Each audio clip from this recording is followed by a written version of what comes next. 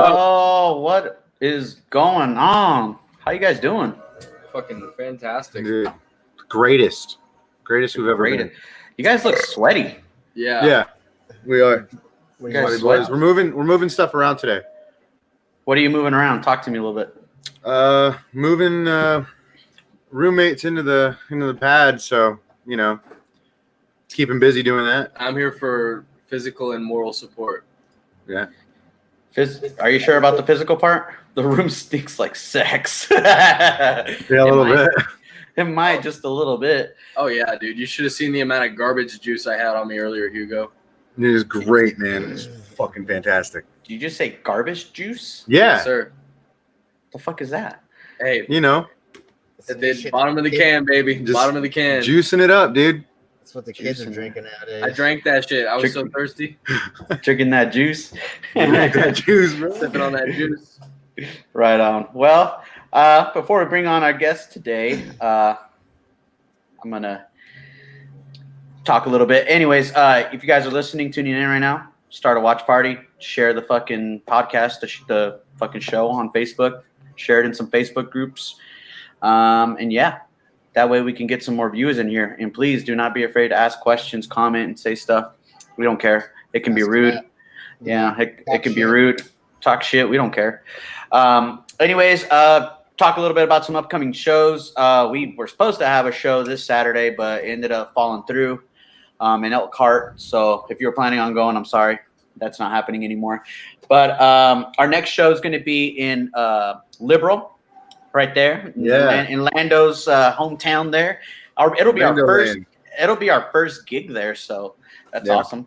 We'll be doing an acoustic show there at the Old Chicago from 8 to 10 p.m. So that's September 12th. So if you guys out there in or around that area, come check us out. And then we also have September 26th is booked at the doctor's office in Dodge City, Kansas. Got some awesome bands coming out for that. We got our homeboys from Terran Severance from Wichita, Kansas. Those guys are the shit. Hell yeah. And then we got a good buddy of ours, Luke Ankrum. He kind of started a little side project, a little last-minute side project called the Sunflower Experiment, coming down from Lawrence. So they're going to be coming down doing some punk, some alternative stuff. Featuring Bryce McCardle and Troy Burnett. Yes, and Troy is a local to Dodge, so that'll be cool to have him out here. Legend. OG And then we have the Merkins. The Merkins are going to open. Started off nice and dirty, so why not? Work it up, Hugo. Oh yeah, and I'm trying to think. What else do we have? October 3rd is in the works. We don't know yet, but we might have a show at Time Out in Garden City October 3rd. So Garden City peeps, keep a lookout for that. Okay. So again, we're still selling merch. We got shirts, we got CDs, we got stickers, we got koozies, coasters. Hit us up, man. Buy a shirt, buy some merch. We got the sweet new big. They're pretty big too. To cover your bumper stickers with that cool slogan. Just got those in, so make sure you get one of those. Just hit me or one of the guys up, or message us on our page, or email us at aetherdc@gmail.com, and we'll get one out to you guys, man. We ship. We do accept card or PayPal, and all that stuff. So yeah, we're kind of broke, so help us out a little bit, So Throw us a bone. So without further ado, I'd like to introduce our guest, Mr. Mark Slam, out of Colorado Springs. Mark, how are you doing, man? Hey guys, thanks for having me. How you doing? We're doing all right. We're sweating. Yeah, it's kind of hot here too. Yeah. So, Mark, introduce yourself. Tell us a little bit about what you do. Well, my name's Mark Lanou, better known as Mark Slam. I'm the sound guy, the light guy, and I do the bookings and promotions at Legends in Colorado Springs. Been doing this since like '92, off and on. Took about a 10-year break and then came back. Yeah, that's about it. I mean, I'm a father, grandfather, have 3 grandkids, 4 great kids. I just do what I do. I'm just an old sound dude at a rock club, Fucking living, man. LIVIN. I do what I can. What a time to be alive. That's right. For those of you that don't know what Legends or where it's a very, very, very cool venue. They're on the outskirts, right, of Colorado Springs. I forget the geographic area of it, but Yeah, we're down south. Yeah, we're on the south side for sure. yeah, located in a super, super sweet scenic area. Step out the back patio on the mountains right there. That's my favorite part about it. Yeah. Apart from everything else, but Yeah, that's we get a lot of people taking pictures out there on that back patio. oh yeah. That's awesome. And Mark, I don't think we've never met in person before, because that one time when we did get to play out there, it was basically a year ago. You had to cover someone else for sound, and then you had to get someone to cover you that night when you were supposed to run sound. I'm not sure if that was the gig where I was gone from my granddaughter's birth. Oh, okay. I think that might have been it. That's right. Somebody had to fill in for me at that point. Yeah. Right. So we didn't actually met. I booked you guys, and we were all looking forward to it. I got to see some video of the show, and you guys rocked it, by the way. And the feedback from everybody was phenomenal. So we got to have you come back, along with the Merkins, of course. Absolutely. Yeah, absolutely. And we'll definitely make that happen once the world comes back together. Yeah. For real. Yeah. If there, yeah. So and you said you've been doing, running sound since '92, right? Yeah, well, I went to school at Colorado Institute of Art in 1992, and so I immediately started running sound at shows shortly after that. I did, I had 5 venues in Denver. I used to do the Buffalo Rose, the Sheridan Saloon, the House of Rock, the Roxy Theater, and I did sound at all those places. I was the in-house guy at one point for all those places, as well as booking at those places as well. So yeah, I've been doing this for a bit. Used to work at another place in town here called Union Station, another great venue in town. Yeah. Union Station, that's Peak. What do they call it? Yeah, they go by Peak 31 now. Yeah. Peak 31. Okay, I remember playing a gig there with the Merkins, maybe a couple times actually. So okay, you work with those guys. And, right as of lately, especially as a sound engineer, or anyone involved in entertainment, it's been pretty tough. How has COVID affected your? How hasn't it? That's surprising. I mean, it's affected everything. It's affected everything from how you book a show to how you promote a show, because you can only have so many people at the show, but you don't want to have a lot of people at the show because you don't want to risk getting people sick. But you also want to do the shows because people are hungry for them, and that's our livelihood. So it's affected it in every way, shape, or form.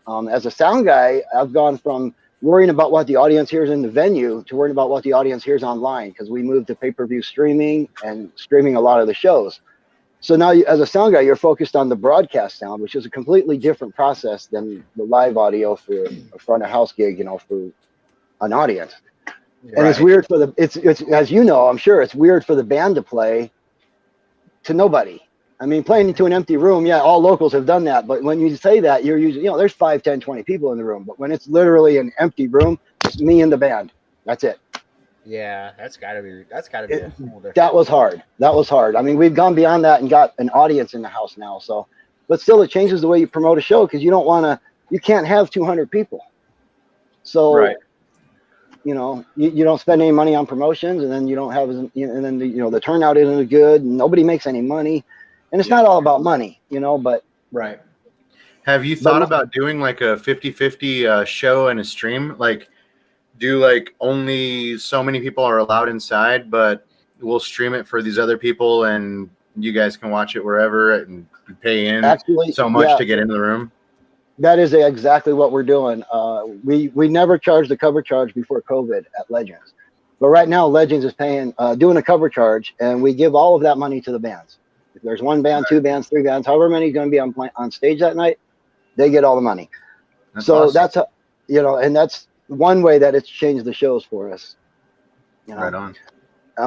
I forgot what the question actually was. I guess I smoked too much weed. What did you say? Kind of ruined the whole news for you, right? Yeah. Because I know it's been hard I have a couple friends out here too that run sound and do, promotions like you that have been struggling. Yeah. I have one guy that I know out of just Salina or Topeka that he recently just had to sell all his gear, like his PA, his mixer and everything, just because the dude's like, I'm not getting any work. Like, this is literally all I do. As far as work comes, this is where my income comes from. So dude just sold his PA, and like, dude, we all felt so bad. And I know some people were helping him out.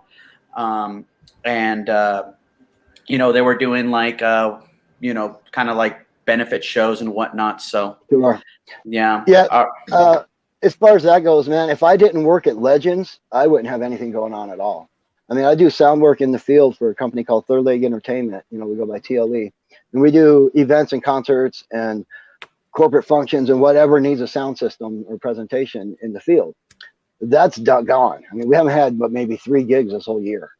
So if I didn't have Legends, I would be in the same position as that guy, and I would have had to sell everything I own just to try to stay afloat and be able to come out of this.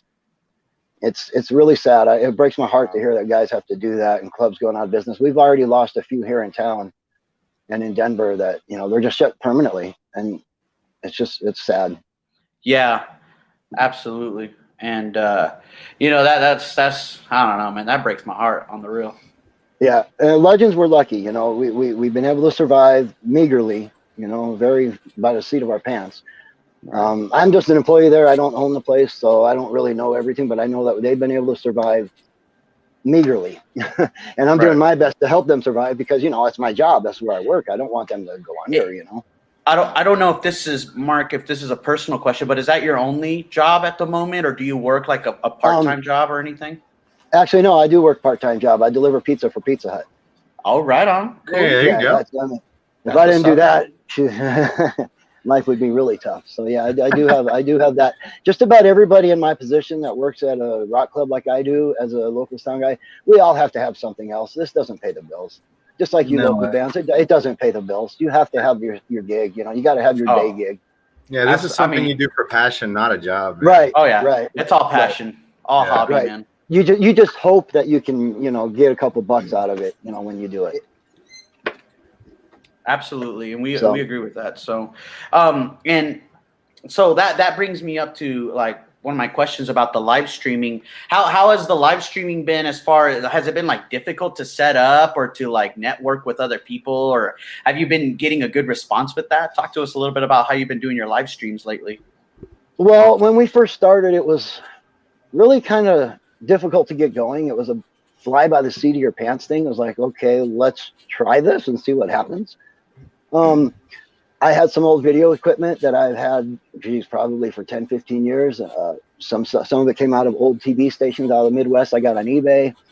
Some old cameras, you know, we set them up and we're like, okay, this kind of worked. We had some interest on the pay-per-view. And so we're like, all right. And we got a little bit better equipment and better stuff. And now the streams, we've moved them over to Facebook. We're not even doing it pay-per-view now because we're allowed an audience. So we let the audience come in and pay, you know what I mean? And then provide it live for everybody else online. So awesome. It's kind of working out. You know, we've gained a lot more viewership, of course, since putting it on Facebook. But it was technically it was a little bit of a challenge to try and get it all together because, you know, I'm an audio guy. I have a little bit of background in video, but, you know, it was to get everything working together and sync together and send it out and not have a bunch of lag and have it sound decent and look good and everything. Right. It took a bit. And I certainly didn't do it by myself. I mean, without my wife behind me, well, she's actually out in the other room, but if she wouldn't, she does a lot behind the scenes that people don't even, you know, they have no idea what happened. You know, and then of course there's the staff at Legends, you know, Randy, Scott, and RJ, you know, they pitch in and help a lot, you know. So it's a team effort, but it took quite a bit of, it took me about a week or two to actually get everything set up and working. Right on. Right on. Is Legends still open as a bar at the moment? Like people can go and just a drink, or is it still? Well, they are, but they've always been more of a nighttime crowd kind of a bar. They never had much of a day crowd. And right now in Colorado, last call is at 11 o'clock p.m. It used to be 10 because of the governor's order. You know, originally it was 2 a.m. like most places, but the COVID cut it back to 10. He just recently made it to 11. So with a later crowd, they're open, but only for a few hours in the evening and then on the shows. And we have a DJ, a resident DJ Tig that comes every Friday night and does that. So we have like table dancing. It's weird because Legends used to be a strip club. right? It used to be called Jerry McNasty's. It was a strip. It was a Nice. strip club. So now we have table dancing again at Legends, at Jerry McNasty's at Legends, but you have to stay at your table and dance. It's a different kind of table dancing, you know. I So thought I could smell something. so that's Jerry that's what we do Friday. McNasty's. I like Yeah, that. yeah. That's what it was called. Actually, it's the same family that owns it. Scott and Randy's dad. Oh, okay. Is Jerry McNasty. So, you know, we do table dancing on Friday nights with the DJ Tig, you know, but you got to stay at your table and dance. That's the new turn on that. And then we do the shows on Saturday nights that I book and run sound and all that for. So we're trying to stay afloat, you know, and we do it. We live stream all of the bands. So. Right. And you have to be creative when it comes to that kind of thing. So, yeah. You do, and you know, I'm a technical guy. I'm not really the creative guy, so it's like it's hard for me to come up with the newer ideas sometimes. Yeah. Right. So, one of the things that I recently talked to another guy that I know out of Terrence Severance, who we were talking about earlier. You know, we've talked about sound and stuff like that, and you know, a lot of the venues that we play at have been like changing over the years as far as like their gear goes. You know, like going from using like wireless or Bluetooth mixers, you know, doing everything on iPads and stuff like that. How have you like seen the progression have you seen like a good progression in PA equipment and stuff like that? Are you liking the direction it goes? Have you done anything new yourself? Pros and cons there. Pros and cons, yes, please. Yeah. Well, when I introduced myself, I said I took a break. I did take about probably 6 to 8 years off of running any kind of sound. And that was from like 08 until, it was a little closer to 10 years then, I guess about 17 or so. So it was almost 10 years that I took off. And when I came back, the sound world, from my perspective, and the equipment that I used was completely different. Completely different. Everything went from analog and having these 40 channel soundboards that took up, you know, 5 feet of space or whatever. Yeah.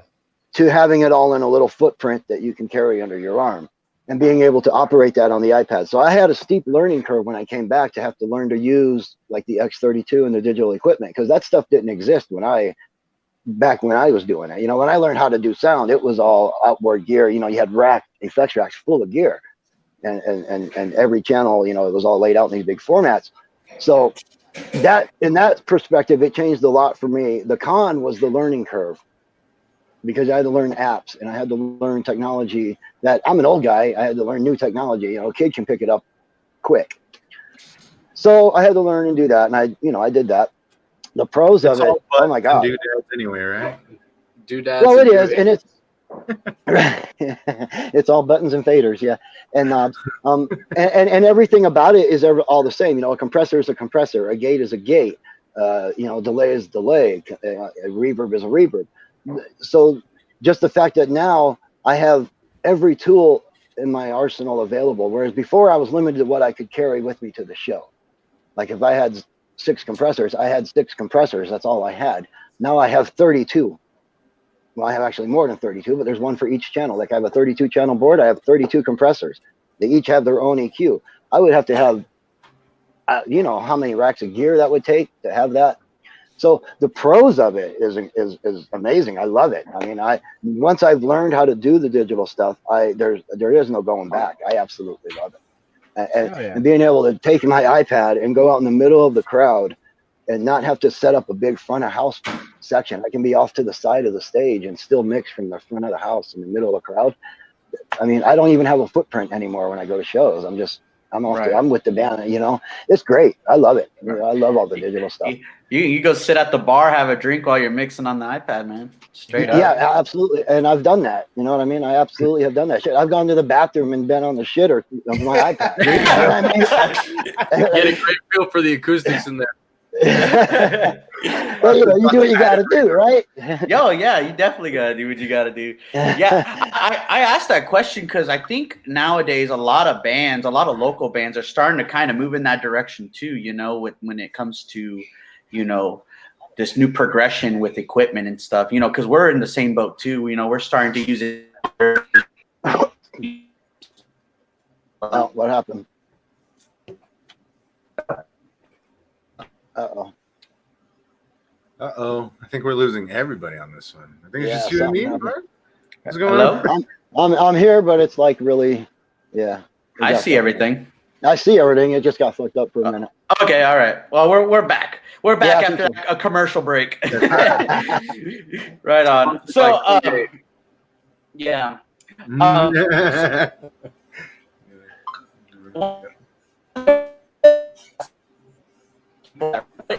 One of the biggest like pet peeves like that, especially working with bands or musicians, like what is one of your biggest pet peeves, or multiple pet peeves? Tell us what is the thing that you hate hearing the most, and be honest. It's okay, we're here, we're all chatting, and everyone wants to chat. Real talk. What do I hate hearing the most is somebody in the microphone in the middle of the show asking for more of something in their monitor when I've already given it to them, and they've already said, yeah, that's good. Instead of trying to get my attention another way, they broadcast it out to the crowd. You know what I mean? And it just, the crowd immediately turns towards the sound guy when you do that. It's not a big deal, but it gets a little embarrassing maybe. You know what I mean? Yeah. But that's not a really big deal. The bigger thing is like when you go to put your microphone in front of a guitarist amp and they start wailing away, that hurts the ears. And then when the drummer, you're putting the mics on the drum and they start banging the drums and your face is right there, that kind of sucks. Exactly. You almost get your nose broken. So that's when you just I usually just walk away. I just put the microphone down or whatever, and I'll wait till you're done.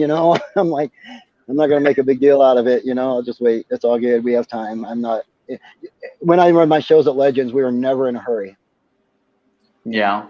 We're really laid back and casual. If we take 15, 20 minutes to do a set change, we take 15, 20 minutes to do a set change. No big deal. If we take 30 minutes, I'll be like, oh, come on, guys. Have you ever encountered a situation where a band was really staunch about like a specific sound, or like wanting to sound this specific way, and they're not all particularly happy with the mix, even though in your professional opinion it sounds great? Like, do you deal with that often, or is it more sparing? My professional opinion of the mix is kind of irrelevant because I don't really think of myself as that much of a professional. I'm just an old sound guy that does sound at bars. But just given your experience. But I understand what you're saying. But no, I try. Here's what I tell people. I take what the band gives me and make it louder. So the band knows what they want to sound like. So I assume they come to me knowing what their sound is, right? So if the band comes to me and tells me, well, I'd like to hear more of this, then I will happily oblige them, because I'm trying to reproduce what they give me and what they want to sound like. Yeah. If that makes sense. Okay. So yeah, that does happen a lot, but that's okay. That's part of the job. You want that to happen. I see. You know what I mean? I kind of like that. You know what I mean? It's as long as they're not snotty about it and they're like, oh, you suck, blah, blah, blah, blah, blah. And they're like, hey man, I like a little more highs in my guitar or a little more mid-range in my voice. No problem. That's what we're here for. Cool. And now that you're running more digital, like, what are you more of a fan of now? Like for you anyway, like as far as mixes and all of that, which one was easier for you? Is it digital or is it analog mixer boards? Oh, digital by far. Yeah. For me, I prefer digital by far at this point. If you would have asked me 2 or 3 years ago before I got into the digital world, I would have told you I don't want to touch it because I was scared of it. I didn't know anything about it. Quite honestly, and it scared me because you're scared of the unknown sometimes. But right now, there's no reason to go back to analog when I can bring. If I go into a room with a band as their sound guy and they have an analog system, an analog board, I'll just bring my own digital board with me and hook my band up to that board. Yeah, there you go. Right. And the gear. Go ahead. No, go ahead. I have the ability and the equipment to go into a venue and split their feed and give me my own feed and hook up my own board and all that. Right on. Okay. Well, I was going to ask, like, the PA that's there at Legends, is that yours or does that belong to the venue? And do you have your own PA that you use for maybe other events? Yeah, that's interesting because that PA started out as mine and it was all analog. I sold it to Legends after a few months of working there because they realized the benefit of actually owning their own system and having an employee there. Because before they were reluctant to it, like most venues that don't have a sound system, they're reluctant to do that. They think, oh, the band will bring their own system and the people will show up and everything will be great. It's like, well, yeah, that works for a few months, but then you don't build a fan base for the venue or the bands, then you don't grow. So I showed them how that can grow and what can happen with that. So they got on board, and they actually bought the sound system from me and then hired me to operate it. That's So, and as far as having my own system, I work in the field with a company, Third Leg Entertainment, TLE. We have the ability to do events, concerts up to, like 1,000, 2,000 people or so, depending on the building or the situation. Yeah, absolutely, we can do that. Awesome. And do you guys have you worked with like a lot of big name acts? Can you name some if you have? Well, I mean, not so much really. I mean, there's been a couple, like there was Black Oak, Arkansas, Sum 41 I did once at Alice Cooperstown in Denver. I was just a guest there for a song. I only did one song. Their house guy knew me. He let me do it. Or, the house guy at the Alice Coopers. He let me ride the faders for a song, so I get to claim I did sound for Sum 41. But I didn't, we recently had Bow Wow Wow come through along with When in Rome. Liliac was recently through Legends. A band from Germany called Ectomorph. There's been some others. I just can't remember exactly who they are. My wife told me to write them down, but see, I failed. You're all good. We don't write anything down. That's what she's good at, though. See, I mean, she does a lot of that stuff behind the scenes and whatnot. You know what I mean? She pushes me to do stuff. So I've got a question pertaining to that. Yeah. As far as running sound for big name acts that obviously have been doing this for a while and that are a bit more on the professional side versus running sound for, say, a band like us that, we've got some shows under our belt. What, I guess, from a big name to just a local, maybe smaller touring act, what's the biggest difference? Is it easier one way or another towards, because you hear a lot of those big bands that get real picky and real kind of obnoxious about. I can't say that I've run across any diva types like that. I just haven't worked with that echelon of bands to say. I've worked with a lot of regional touring type bands that, just not a lot of radio bands, that you'd hear on popular radio. So I haven't run into a lot of diva issues. As far as the national bands and any famous people that I've worked with, they've been all really cool with me. I mean, I don't know. I have nothing bad to say about anybody, right? That's what's up. That may, dude, you're just a chill sound guy, which is awesome. Yeah, I mean, they just, they give me their input. They, like when Bow Wow Wow was here, the lead singer, not lead singer, but the lead guitarist would come out, and he came out in the sound check, and he was standing right next to me with the iPad and guided me along what he wanted to sound like, and I was great. He was very nice about it. He was a great guy, and same with the Running Rome dude. He came down and he's like, "Man, that sounds really good. We're really happy with that. Maybe a little more on the bottom end." I'm like, okay. You know what I mean? awesome. They're just all really cool. I have come across some assholes in local bands, but I'm not going to call them out either. You know what I mean? Let's not do that. And not necessarily Colorado Springs bands either. I'm just talking about over 20 years. You know what I mean? There's been a few. Yeah. Right. Well, I got to say, even though you weren't there to run sound for us, and this just from your own judgment, the guy that you sent over that ran sound for us that night we played I don't know how long ago, this last May, not this one before, but before that, that guy was really, really good. And I remember you're like, I trust this guy. I won't be at your gig, but I trust this guy. And that was hands down probably one of the best mixes we've had on stage and off stage. And I remember getting so many compliments from people saying, man, you guys sounded really good. I'm like, sound guy, man, he made us sound good. And I could only imagine how you can make us sound if we were to go down there. So that's awesome, man. Well, I'm not going to say that it would be any better because the substitute that you had was Paul. Paul is a military guy. He used to do sound for the Air Force military bands. Oh, no shit. Okay. Yeah, and he holds a master's degree in audio engineering. So that guy, he's who I call when I have questions. I call Paul. Okay. That's your sensei. Well, I didn't know the guy till last year, 2 years ago. You know what I mean? So it's not like he taught me how to run sound, but if I had questions about how this operates or how that operates or how something functions, or mostly on the technical side, he has the answer. Oh yeah, he's great. Yeah, he has the X32. He's a master at it. If I have any questions on that, I can go to him for anything. Awesome. Right So on. that's nice to have that in the back pocket. You know what I mean? And so he's probably the guy that filled in for you. I'd almost guarantee you that was him. Sounds like it. Yeah. The tall, bald guy. Yeah, that's him. Yep. Mhm. Yeah, I that's remember Paul. that. He's a really good dude. He's really technical in the way that he works. Me and him runs shows a little differently, but he's very technical and precise in what he does, and I love it. I love how calm he was too. It's like it's very seldom when you get like a sound guy that's calm about everything, and when like some bands have like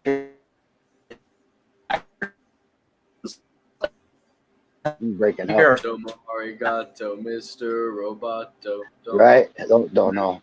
Don't know. I don't know. Sorry, did you guys hear? Well, Hugo is getting it together. I have a question too about like your setup and everything. Since it is kind of your setup there at Legends, do you have an easier time troubleshooting it than you would? Oh, for sure.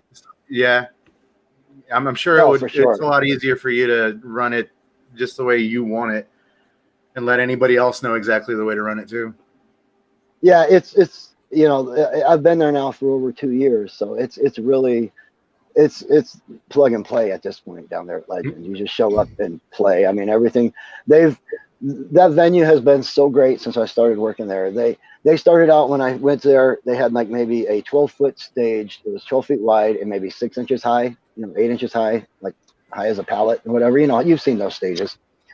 Right. And since then, you've been there. Now it's 2.5. It's 2 feet tall. It's 20 feet wide. It's 14 feet deep. We have a drum riser. We have DMX lighting, and they brought in the better sound equipment because I've sold them mine, and then they replaced it with better stuff.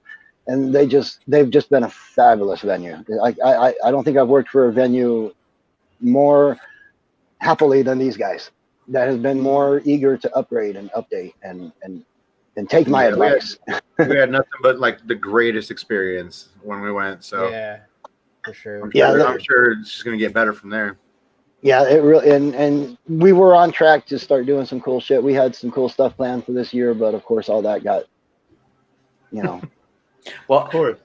if I don't know if I'm working. Am I working? Am I doing? Yeah, you're working. Yeah, Okay. you're good now. All right. I think we were supposed to play there. Our first show that got canceled when COVID kind of happened was supposed to be in Colorado Springs, man. Yep.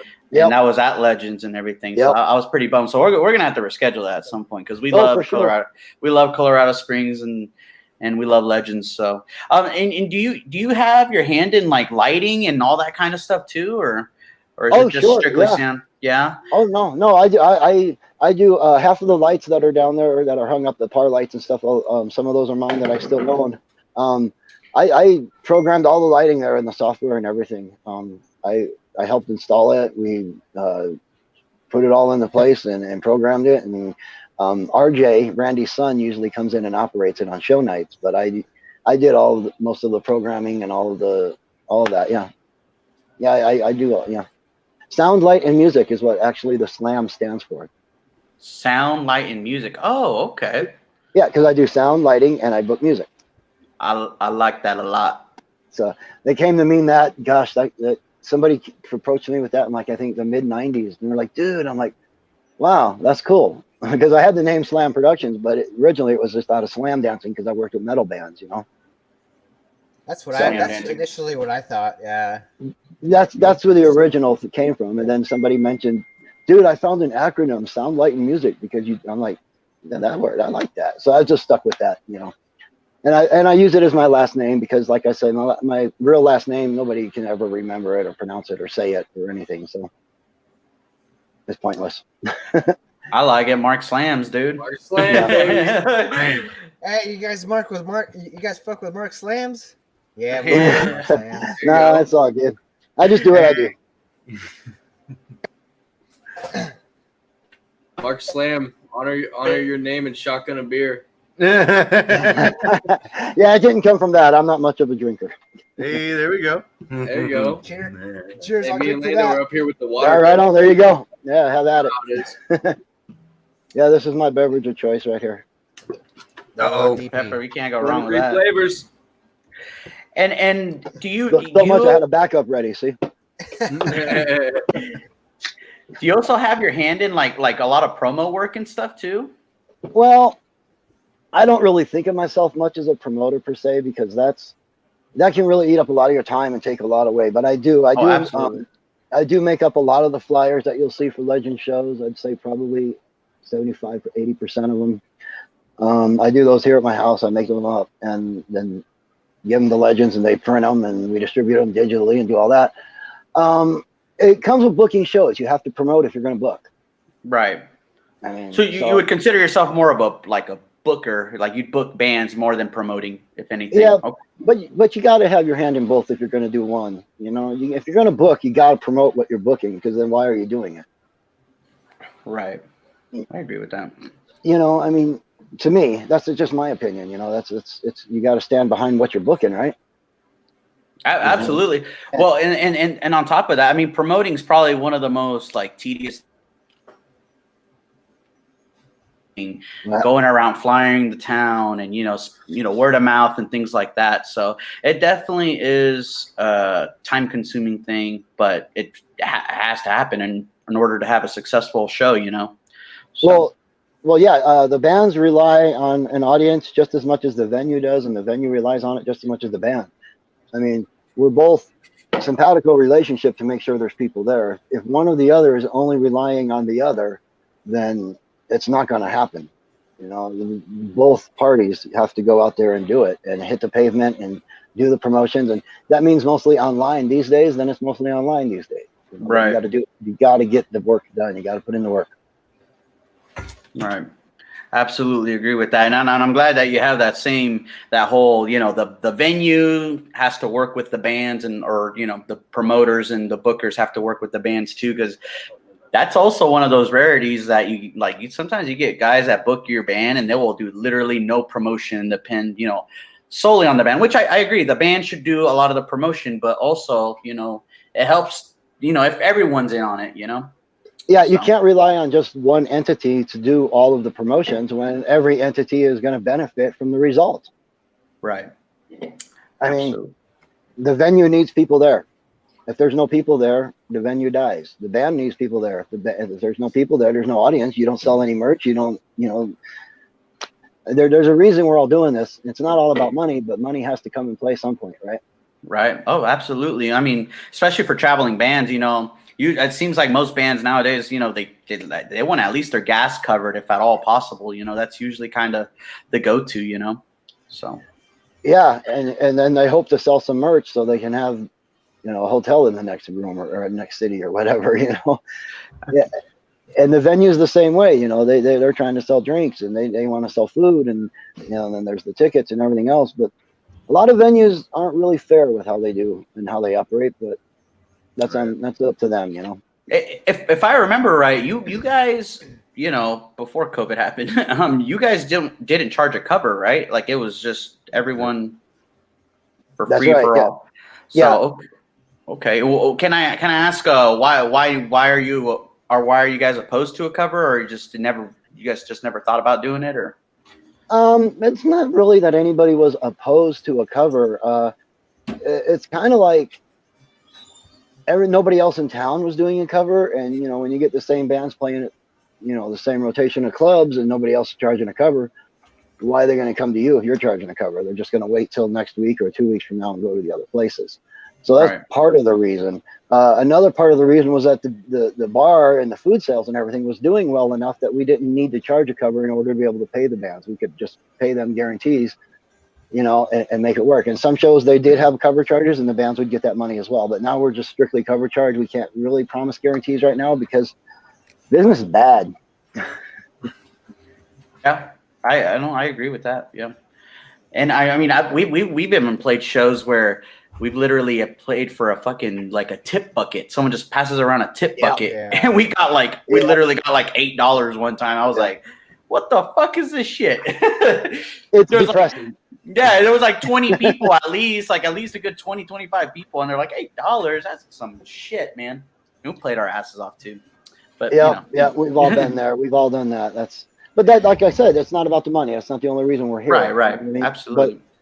but we can't Hey spend man, all you our want money this doing beer that we either. bought? You want to share this beer with all 4 members of your band? I got it. Let me go get a shot glass for my share. Can't share nothing these days, you know. Gotta have a separate glass. Yeah. So Mark, I got a question for you. If you were giving advice to a young, aspiring sound engineer, a guy that's really, wanting to get at it, what kind of advice would you give him? Wow, that's a tough one.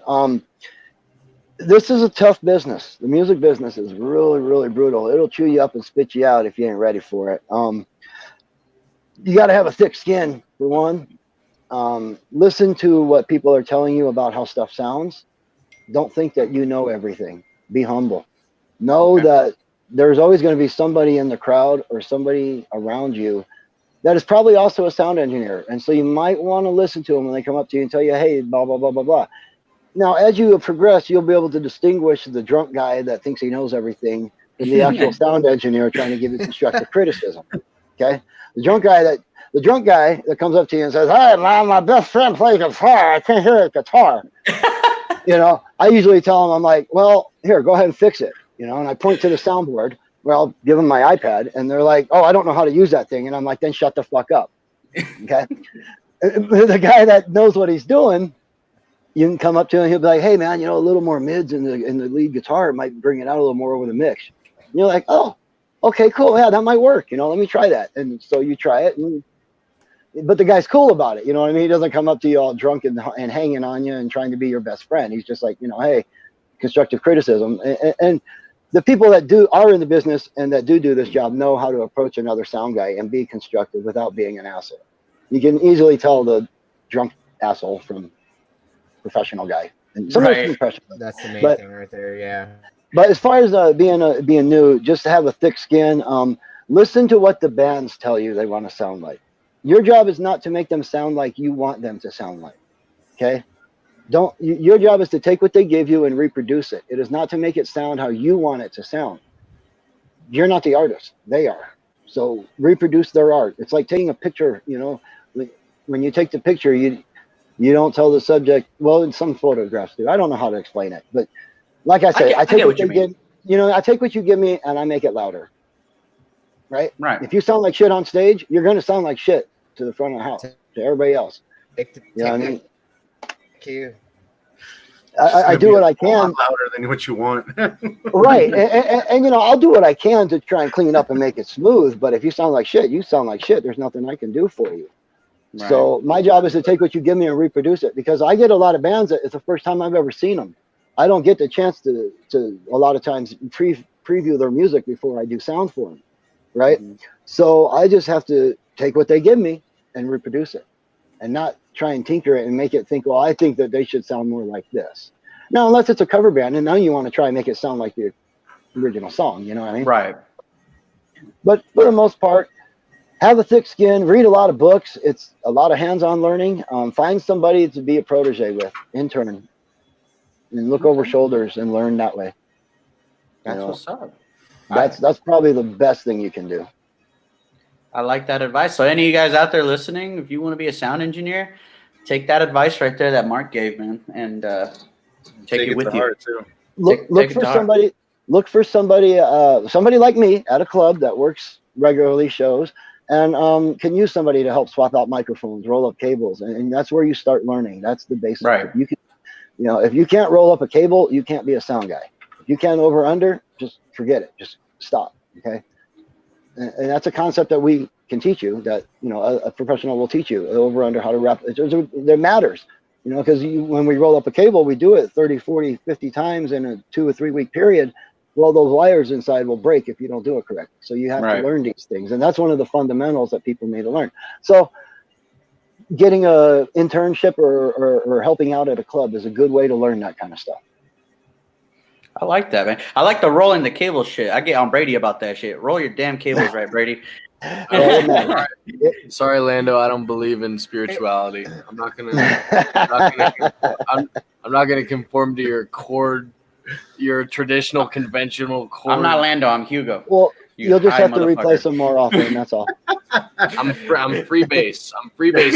Free base. We don't do that around here, dude. We do the fold and pinch, dude. The fold and pinch.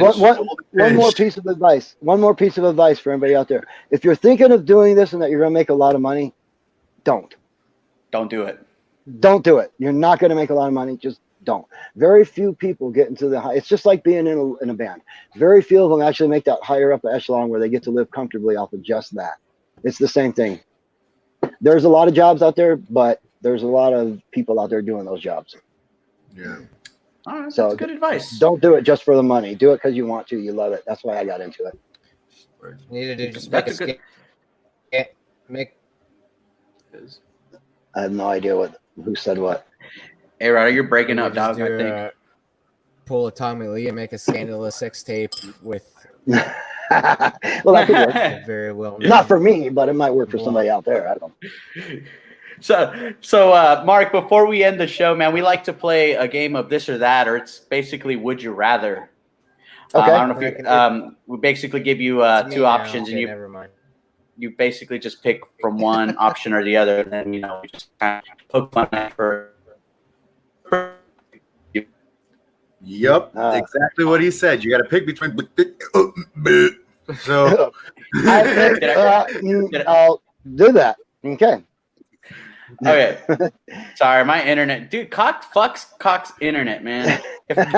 Cox internet, if you're listening, eat a dick. Yeah, different. right? Yeah. Anyways, here he goes. That's a lawsuit. Cox Would sucks you- cocks.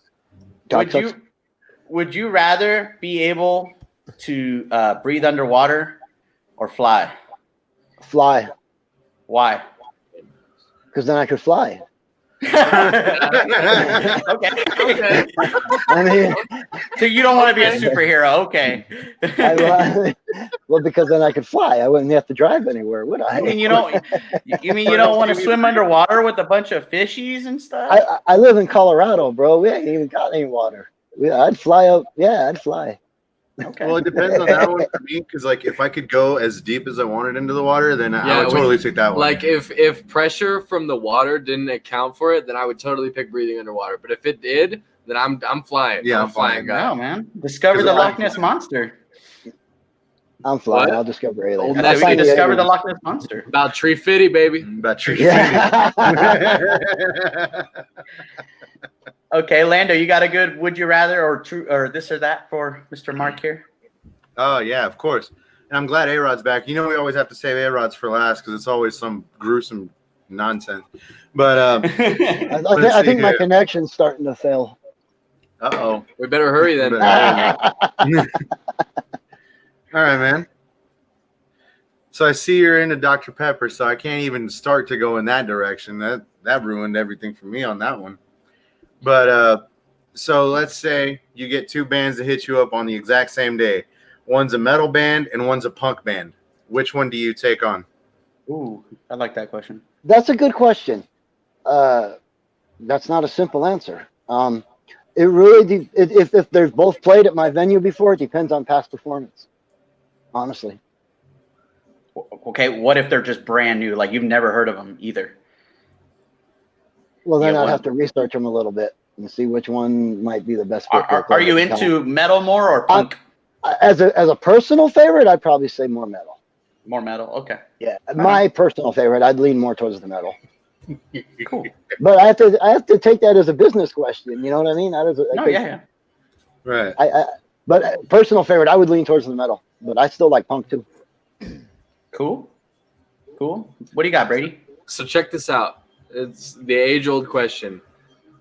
My eyes Beach Boys or closed the all time. Beatles, man? Oh.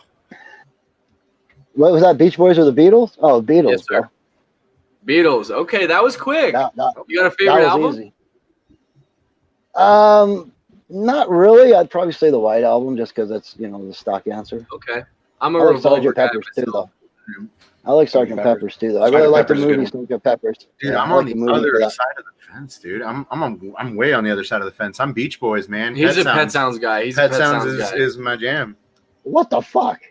I love the Beach Boys, but I mean, Beatles Revolver, man, that's a perfect album to me. Love I the Beach mean,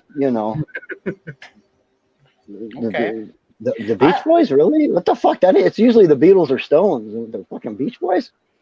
Okay, go ahead. If you've never listened to Pet Sounds, I go do it, man. It'll be worth your while. I promise. It's pretty fucking. I like that record a lot. Oh, I have. I'm not saying they're not good. I'm just saying, the Beatles. I mean, I like the Beatles too, but just that one, just Brian. That's all I gotta say. Yeah. No, I mean, there's lots of talent in the Beach Boys. I know down about that. They have a lot of good songs. I think I'm gonna say the Beatles just because that's what I grew up with. Like my grandparents listened to that, but I very much acknowledge and admire the talent of the Beach Boys because I've seen a lot of like stuff on YouTube about them and they're talented as motherfuckers. So yeah. A-Rod's like, who the fuck are both of those guys? Like, neither one of those are Black Sabbath, so I don't want none of it. I was gonna do Zepp or Sabbath, but I figured that I would go classic. Yeah, that's cool. Zepp or Sabbath? I'd probably take Sabbath on that one. Boy, that's a toss-up, though, man. Yep. Sam. All right, A-Rod, you got one? Oh, here we go. Look at that smile, mischievous smile already, dude. Did he freeze up And on see us? that? Ready? Okay. Well, you kind of fucked up. I was gonna keep it tame. Your Well, shit's on fucking this- up, dog. On that topic, I'm gonna keep it musical. I